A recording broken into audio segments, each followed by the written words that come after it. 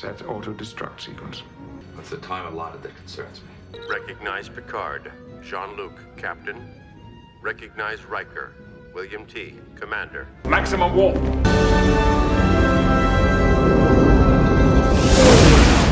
Ladies and gentlemen, welcome back to the Warp Core Podcast. It is I, UrzaMaster, joined, as always, by Fert Derby and Lord Uther. Gentlemen, we have a scandalous episode of Star Trek The Next Generation to talk today as we venture out with that crew again to another alien planet with another godlike being, with another oddity of an alien race to deal with. But this is, I'm just going to say it, this is the most Riker-esque episode I think we get until Risa, and I can't wait to talk that episode. But, gentlemen, if ever there was a planet that had strange laws and strange ways, strange inhabitants, that was as Kirk-esque as it could get, and finally we get that brush of Riker Kirk, it is this episode of Justice. Fert Derby, I don't want to take anything out of your pocket here, but oil us up. Tell us about this world. I do think Fert Derby should be running in place as he describes this episode. Just out for a jog. Thank you, everybody. Welcome back. And today we're serving up Justice. November 9th, 1987. And I'll just keep repeating this every single time. Keep in mind, Lord Uther and myself were 14-year-old freshmen in high school when this episode first graced the airwaves. So more hair, less weight, but still just as talented. James L. Conway is our director, and the man got around. He directed 3 Next Generation episodes, 7 DS9 episodes, 4 Voyager episodes, 4 Enterprise episodes. So again, another proven vet getting his first stint behind the camera in the Star Trek universe.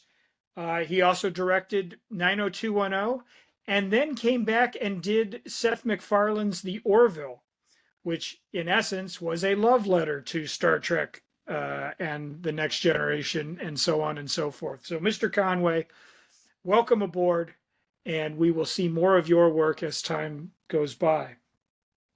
Our writing credits, we had a story by John D.F. Black and Worley Thorne, and the teleplay was by Worley Thorne. And here's where we get a little bit of backstory, gentlemen. D.F. Black is the man who gave us in the original series The Naked Time. He was credited with the story elements for The Naked Now, which was the follow-up episode to Farpoint that we covered right here on the Warp Core podcast. But he took a pseudonym for this episode for his story credit and was credited as Ralph Wills. Now, I have to say, gentlemen, there have been reports of some behind-the-scenes turmoil in the early goings of Star Trek, especially in the writer's room. And I'll just leave it at this. It's never a good sign when, out of the first 7 episodes that you air, 2 of them involve writers taking pseudonyms. Basically saying, I don't want my name associated with this project. And so I'm no math whiz, but if you figure out the percentages out of 7 episodes for 2, it's yes. There's a substantial amount of turmoil already developing behind the scenes. You have to work through that in order to get to the good harvest. But for now, we're starting to see a little bit of that unrest and a little bit of that grumbling in the break room. Worley Thorne, the writer credited with the teleplay, he actually ended up becoming a governor of the Academy of Television Arts and Sciences, and he also had a leadership stint in the Writers Guild of America West. So he was a corporate guy, a suit guy, organizational fellow who dabbled in writing. He wrote a script for Roddenberry for the unproduced Star Trek Phase 2 series that eventually morphed into Star Trek The Motion Picture. He wrote a Charlie's Angels, he wrote a Bionic Woman, And I think the show that, unfortunately or fortunately, depending on your certain point of view, the show that he wrote the most episodes for that seemed to influence Justice, he wrote 6 Fantasy Islands for ABC. And I believe that you are going to see that influence very much so in this episode. Gentlemen, it's a lot. Again, visiting an alien world with a kind of a cool premise.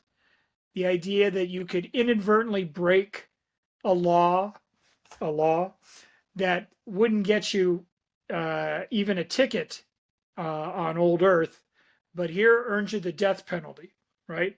So right away, we were talking about the difference between telling a story and then trying to do it through character. And this one is very much a high concept story. You step on a flower or crush some greenery, and you're instantly sentenced to death. And how do you work your way around the prime directive in order to prevent Wesley Crusher from going to the chair or getting the needle? And that's an interesting premise. But then a lot of weird stuff starts happening. We get a bubble that invades the Enterprise and mind melds with Data. We get a mysterious semi-cloaked spaceship that may or may not be a representation of God. And I think what's most disappointing about this is, unlike the previous episode, Lonely Among Us, where we had sort of a frank and interesting discussion about what it would take to remove a captain that you believed was no longer capable of command. Here they raise this provocative, legal, social argument. Is it right to have the death penalty, for things like this? There was a lot of fertile ground that was waiting to be explored. And I think that the episode shortchanged us by basically saying, we're not going to solve the problem. We're just going to beam Wesley off the planet, and we'll make some passing notion about, behaving ourselves in the future. It felt really underdeveloped and a missed opportunity to really explore, they raise a point and then they sort of refuse to answer it. And I think that's going to be one of the episode's biggest shortcomings for me. In addition to the fact that the whole God subplot, if you will, looking after people, that also feels very underdeveloped. Either one could have been a pretty good episode on its own. I don't think the melding here necessarily, unlike the Lonely Among Us when we had a diplomatic hullabaloo, versus an alien running through amok on the Enterprise, I don't think the storylines quite jibed here. And again, that's probably why we had a pseudonym being invoked. To say nothing of this planet, the Fantasy Island planet, where this is as soft core as it gets for Reagan's America in 1987. I've never seen so many glutes and just barely covered derrieres. The costuming for both the male and female alien species here, it's a sight. And gentlemen, launch me off here with Justice. I will. I don't disagree with the idea of giving a Wesley episode, again, especially this young innocent boy caught up in machinations that he seemingly can't control. But I just don't think the execution at any level here really rose to what our expectations might be. Execution. Hello. Very good there, Fert. Why couldn't Tasha Yar have fallen through the greenhouse? And then we could have ended the episode with the Enterprise just warping away at warp 9.9 to leave Tasha to her Fate. Timely expiration. But with all that being said, good Lord, we're jogging everywhere. This is fun. Let's throw the ball. I mean, Wesley, I could see people walking away from this episode and really disliking him. Quite honestly, I felt like this was just they used him to be I feel like they're trying to give the character maybe a little more purpose or a little more screen time, and so that's why they kind of use Wes for this one. Why would you bring your kid down to that planet? Anyone? Hello? I mean, this protective mother lets this kid be a part of the away team. And if you're Picard, why are you picking this kid? Oh, Wesley, I want you to talk to the local children population and see if it's okay for them to go down there. Wouldn't you let an adult kind of make that decision there, Captain Picard? It's one of the few times I might have struggled with that. But again, the writers obviously kind of made that choice. And I like your point about this is, again, a societal issue or even a philosophical issue, that if they would have backed up the whole idea to like the first, quarter of the episode and develop that more, and maybe it becomes like a trial episode. You know what I mean by that? Where they're working this all out and they're having these discussions and they're bringing the Prime Directive into it, which Picard totally screws up at some point. And then you have this just rotating thing in the sky, and then he brings the one person up from the planet and she sees it. It was messy. I just think it was a very messy episode that struggles to find, again, another episode where I feel like they just rushed to this conclusion and it's not a very good one. And so it just, again, it could have been better. I feel like they're almost setting up, maybe did they get the inspiration from Ryza from this episode? And then you're Will Riker and you're walking around and there's your former lover speaking to two people.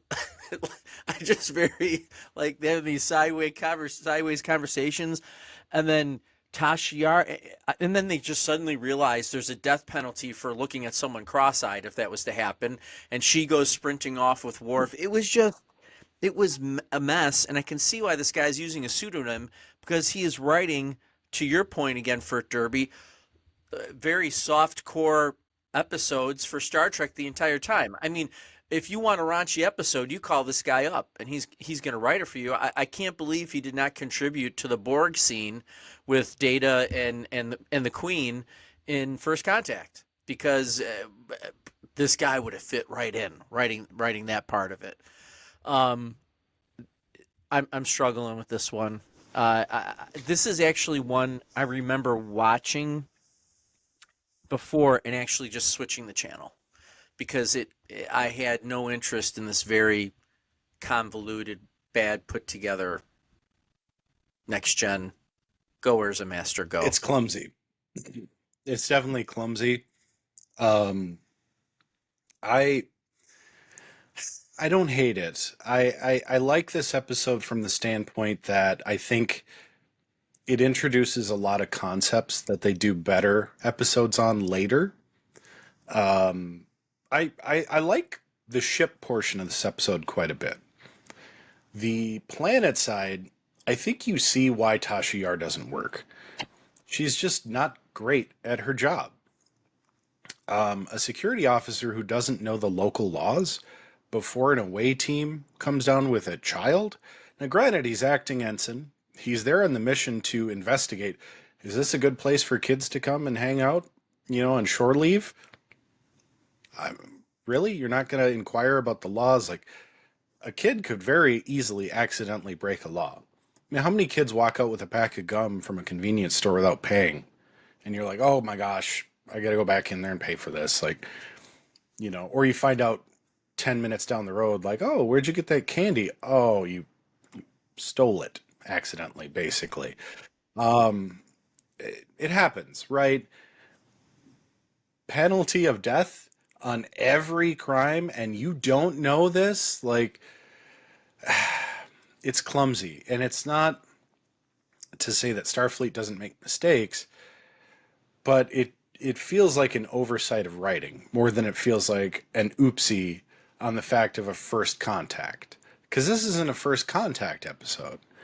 and that's where I think it loses sight of what it could be. I love the idea of an alien race that's pleasure forward and lives in peace and harmony. That sounds awesome. It sounds like Ryza. The problem I have with it is that the fun kind of seems to stop when they're dealing with this sort of unknown of this is just how justice works and you're interrupting that. Oh, what do we do? Like,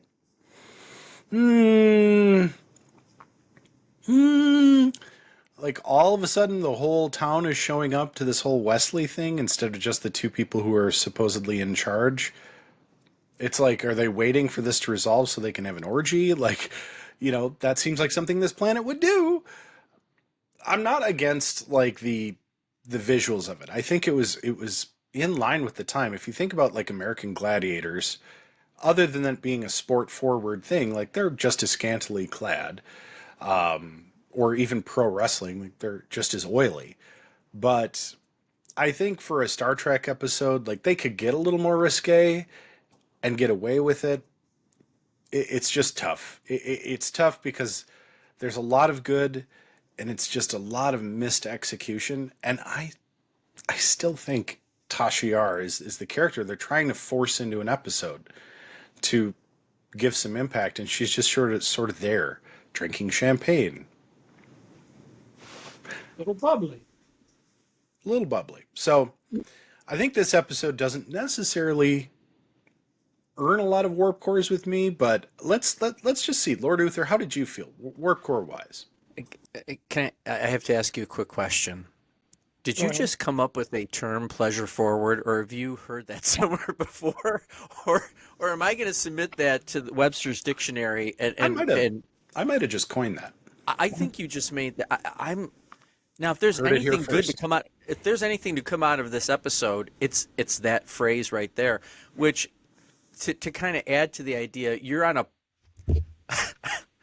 pleasure forward planet. God, I love that term now.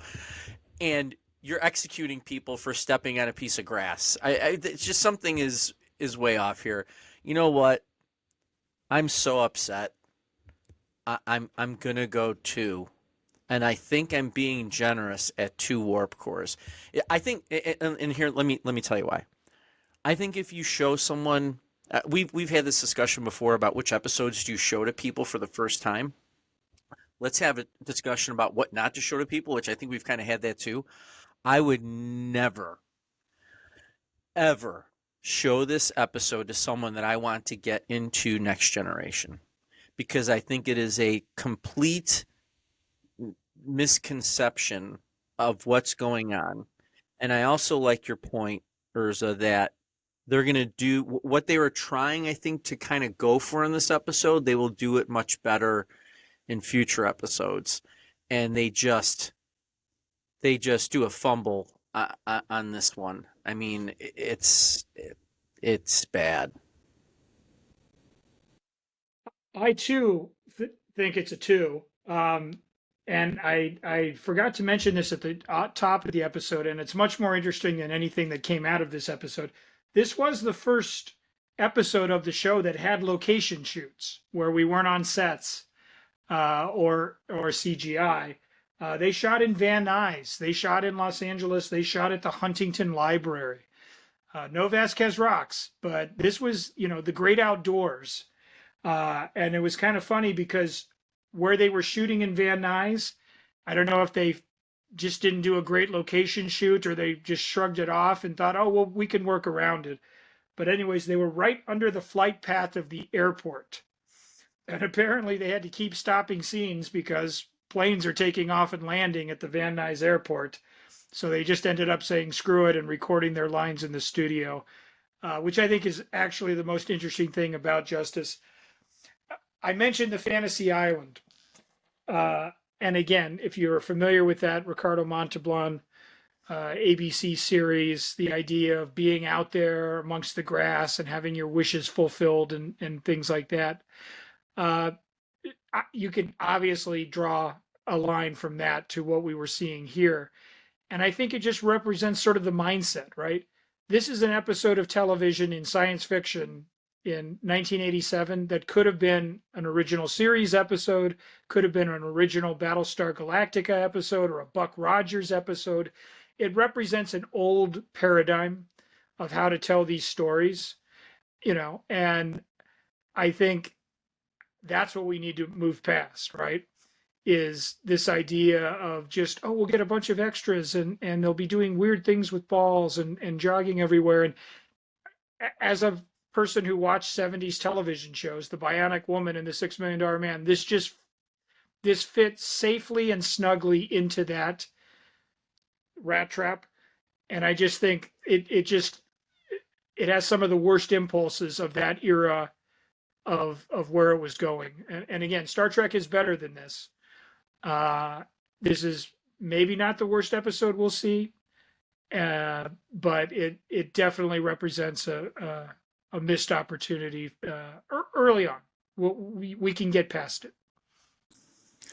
I want to give it a higher score, but I can't. I think a 2 is pretty fair. Even though I do actually, as a fan, enjoy this episode. I think I enjoy it for all the reasons that it's not Star Trek. Like, there's some eye candy.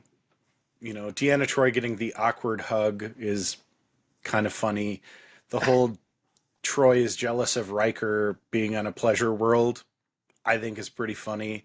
This really has nothing to do with anything other than I like those characterizations. It does nothing. I mean, it's part of the plot in time, but it really does nothing for the episode's plot. And kind of like some of the original series, you get that ship episode where the ship stuff is great. All the other stuff, take her to leave it. And it's a hard problem to overcome. I do think you could do this episode differently and execute it well, without changing it a whole lot. I think you would take Will Wheaton out, take Tasha Yar out, and make it a discovery of, oh my gosh, everything's the death penalty. And then have something like truly unfortunate happen. Like, a junior crew member is about to get romantic and, it's a free love society. And then another person tries to join and that gets to be contentious. And somehow that's what warrants a death penalty. I think makes a much better episode. I think the lexicon of what was available in 87, that's not going to happen. That is not probably safe for television at the time, probably more so now. So future Star Trek, if you want to reboot this one, it's ripe for the rebooting. I also think it would make a great Lower Decks episode. If they do and should bring that back. But I think that wraps up Justice. And I think we've done this episode about as much justice as we can. So until it's time to rejoin the Enterprise D crew out there as they explore the galaxy where no one has gone before, I would say, drop us a comment. Let us know how you felt about Justice and make it so.